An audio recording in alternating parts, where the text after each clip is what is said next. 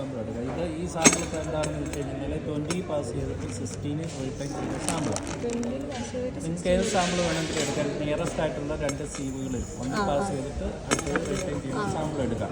അല്ലെങ്കിൽ 12.5 10, അല്ലെങ്കിൽ 10 6.3, അല്ലെങ്കിൽ 25 31.5, അങ്ങനെ ഇഷ്ടമുള്ള, അല്ലെങ്കിൽ 53 60, അങ്ങനെ നിയറസ്റ്റ് ആയിട്ടുള്ള ഏതെങ്കിലും ഇതെടുക്കാം.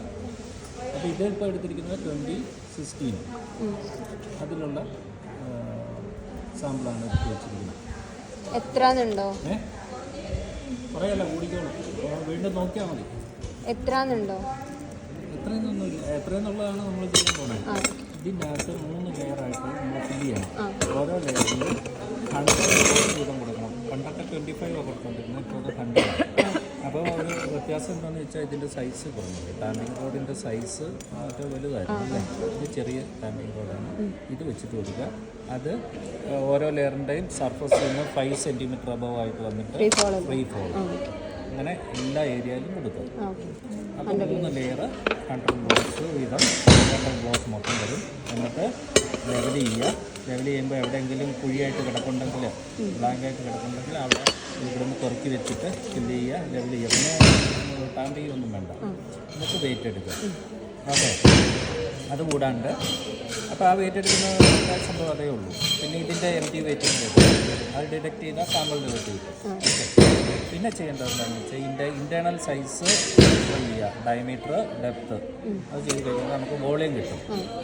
ആ വോളിയം കണ്ടുപിടിച്ച് കഴിഞ്ഞാൽ ആ വോളിയത്തിന് ഈക്വലൻ്റ് ആയിട്ട് ആ വോളിയം എന്ന് പറയുന്നത് ഇവിടെ 3 ലിറ്റർ എന്ന് എഴുതിയിട്ടുണ്ട്. അത് നിങ്ങൾ നോക്കണ്ട, നിങ്ങൾ കണ്ടുപിടിക്കണം.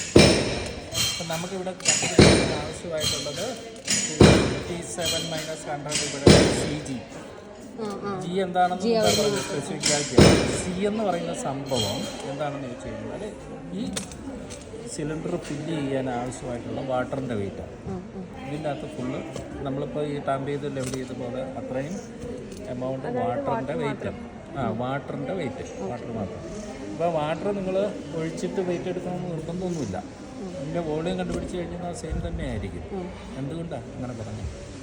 വാട്ടർ ഓക്യുപ്പൈ ചെയ്യാന്ന് അതിൻ്റെ ഏതാണ് അതിൻ്റെ ഏതിലാണോ ഒഴിക്കുന്നത് അതായിരിക്കല്ലേ അതിൻ്റെ വോളിയം ഉണ്ടാവുക വാട്ടറിൻ്റെ.